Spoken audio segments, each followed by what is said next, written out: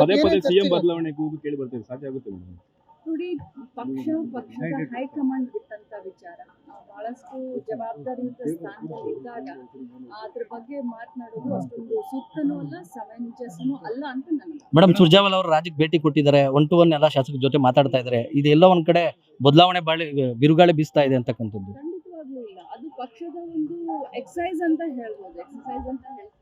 ಯಾಕಂತಂದ್ರೆ ಹೈಕಮಾಂಡ್ ಪಕ್ಷದ ನಾಯಕರ ಜೊತೆ ಮಾತನಾಡೋದು, ಮಂತ್ರಿಗಳನ್ನ ಕರೆಸಿ ಮಾತನಾಡೋದು, MLA ಗಳನ್ನ ಕರೆಸಿ ಮಾತನಾಡೋದು, ಇದು ಒಂದು ಪಕ್ಷದ ಆಂತರಿಕ ಸಮನ್ವಯತೆಯನ್ನ ಕಾಪಾಡ್ಕೊಳ್ಳೋದು. ಇದು ಮುಂಚೆಯಿಂದ ನಡೆದು ಬಂದಂತ ಒಂದು ಕ್ರಮ. ಅದೇ ರೀತಿ ಮೇಡಮ್, ವಾಲ್ಮೀಕಿ ನಿಗಮದ ಹಗರಣನ ಈಗ ಸಿಬಿಐಗೆ ಕೊಟ್ಟಿರುವಂತದ್ದು, ಇದ್ರ ಬಗ್ಗೆ ನೀವೇನ್ ಹೇಳ್ತೀರಿ ಮೇಡಮ್?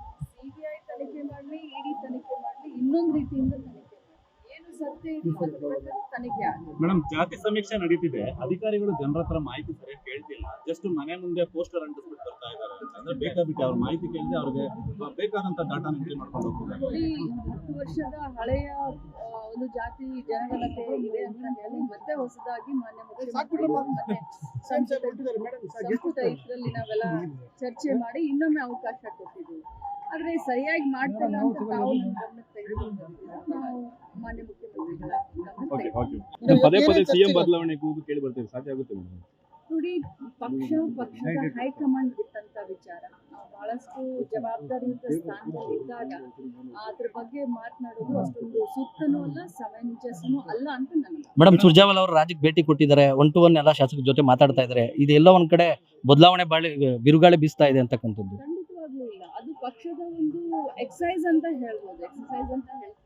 ಯಾಕಂತಂದ್ರೆ ಹೈಕಮಾಂಡ್ ಪಕ್ಷದ ನಾಯಕರ ಜೊತೆ ಮಾತನಾಡೋದು, ಮಂತ್ರಿಗಳನ್ನ ಕರೆಸಿ ಮಾತನಾಡೋದು, MLA ಗಳನ್ನ ಕರೆಸಿ ಮಾತನಾಡೋದು, ಇದು ಒಂದು ಪಕ್ಷದ ಆಂತರಿಕ ಸಮನ್ವಯತೆಯನ್ನ ಕಾಪಾಡ್ಕೊಳ್ಳೋದು. ಇದು ಮುಂಚೆಯಿಂದ ನಡೆದು ಬಂದಂತ ಒಂದು ಕ್ರಮ. ಅದೇ ರೀತಿ ಮೇಡಮ್, ವಾಲ್ಮೀಕಿ ನಿಗಮದ ಹಗರಣನ ಈಗ ಸಿಬಿಐಗೆ ಕೊಟ್ಟಿರುವಂತದ್ದು, ಇದ್ರ ಬಗ್ಗೆ ನೀವೇನ್ ಹೇಳ್ತೀರಿ ಮೇಡಮ್? CBI ತನಿಖೆ ಮಾಡಲಿ, ED ತನಿಖೆ ಮಾಡಲಿ, ಇನ್ನೊಂದು ರೀತಿಯಿಂದ ತನಿಖೆ ಮಾಡಲಿ. ಏನು ಸತ್ಯ ಇದೆ ಅದ್ರ ಪ್ರಕಾರ ತನಿಖೆ ಆಗಲಿ. ಮೇಡಮ್, ಜಾತಿ ಸಮೀಕ್ಷೆ ನಡೀತಿದೆ, ಅಧಿಕಾರಿಗಳು ಜನರ ಹತ್ರ ಮಾಹಿತಿ ಸರಿಯಾಗಿ ಕೇಳ್ತಿಲ್ಲ, ಜಸ್ಟ್ ಮನೆ ಮುಂದೆ ಪೋಸ್ಟರ್ ಅಂಟಿಸ್ಬಿಟ್ಟು ಬರ್ತಾ ಇದ್ದಾರೆ ಅಂದ್ರೆ ಬೇಕಾಬಿಟ್ಟು ಅವ್ರ ಮಾಹಿತಿ ಕೇಳಿದ್ರೆ ಅವ್ರಿಗೆ ಬೇಕಾದಂತ ಡಾಟಾ ಎಂಟ್ರಿ ಮಾಡ್ಕೊಂಡು ಹೋಗ್ತಾರೆ. ನೋಡಿ, 10 ವರ್ಷದ ಹಳೆಯ ಒಂದು ಜಾತಿ ಜನಗಣತಿ ಇದೆ ಅಂತ ಹೇಳಿ ಮತ್ತೆ ಹೊಸದಾಗಿ ಮಾನ್ಯ ಮುಖ್ಯಮಂತ್ರಿಗಳು ಮತ್ತೆ ಸಂಸದ ಸಂಪುಟ ಇದರಲ್ಲಿ ನಾವೆಲ್ಲ ಚರ್ಚೆ ಮಾಡಿ ಇನ್ನೊಮ್ಮೆ ಅವಕಾಶ ಕೊಟ್ಟಿದ್ದೀವಿ. ಆದ್ರೆ ಸರಿಯಾಗಿ ಮಾಡ್ತಿಲ್ಲ ಅಂತ ತಾವು ನಮ್ಮ ಗಮನಕ್ಕೆ ತೆಗೆದುಕೊಂಡಿದ್ದೀರಾ. ನಾವು ಮಾನ್ಯ ಮುಖ್ಯಮಂತ್ರಿಗಳ ಗಮನಕ್ಕೆ ತೆಗೆದುಕೊಂಡಿದ್ದೀವಿ. ಪದೇ ಪದೇ ಸಿಎಂ ಬದಲಾವಣೆ ಕೂಗು ಕೇಳಿ ಬರ್ತೀವಿ, ಸಾಧ್ಯ ಆಗುತ್ತೆ ಮೇಡಮ್? ನೋಡಿ, ಪಕ್ಷದ ಹೈಕಮಾಂಡ್ ಬಿಟ್ಟಂತ ವಿಚಾರ.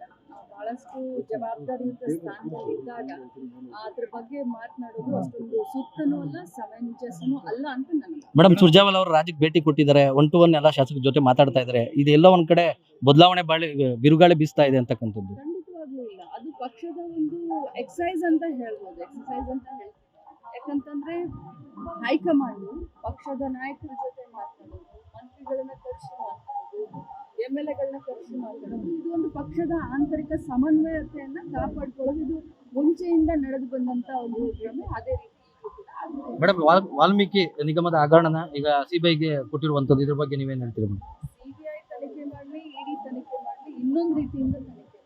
ಏನು ಸತ್ಯ ಇದೆ ಅದ್ರ ಪ್ರಕಾರ ತನಿಖೆ ಆಗಲಿ. ಮೇಡಮ್, ಜಾತಿ ಸಮೀಕ್ಷೆ ನಡೀತಿದೆ, ಅಧಿಕಾರಿಗಳು ಜನರ ಹತ್ರ ಮಾಹಿತಿ ಸರಿಯಾಗಿ ಕೇಳ್ತಿಲ್ಲ, ಜಸ್ಟ್ ಮನೆ ಮುಂದೆ ಪೋಸ್ಟರ್ ಅಂಟಿಸ್ಬಿಟ್ಟು ಬರ್ತಾ ಇದ್ದಾರೆ ಅಂದ್ರೆ ಬೇಕಾಬಿಟ್ಟು ಅವ್ರ ಮಾಹಿತಿ ಕೇಳಿದ್ರೆ ಅವ್ರಿಗೆ ಬೇಕಾದಂತ ಡಾಟಾ ಎಂಟ್ರಿ ಮಾಡ್ಕೊಂಡು ಹೋಗ್ತಾರೆ. ನೋಡಿ, 10 ವರ್ಷದ ಹಳೆಯ ಒಂದು ಜಾತಿ ಜನಗಣತಿ ಇದೆ ಅಂತ ಹೇಳಿ ಮತ್ತೆ ಹೊಸದಾಗಿ ಮಾನ್ಯ ಮುಖ್ಯಮಂತ್ರಿಗಳು ಮತ್ತೆ ಸಂಸದ ಸಂಪುಟ ಇದರಲ್ಲಿ ನಾವೆಲ್ಲ ಚರ್ಚೆ ಮಾಡಿ ಇನ್ನೊಮ್ಮೆ ಅವಕಾಶ ಕೊಟ್ಟಿದ್ದೀವಿ.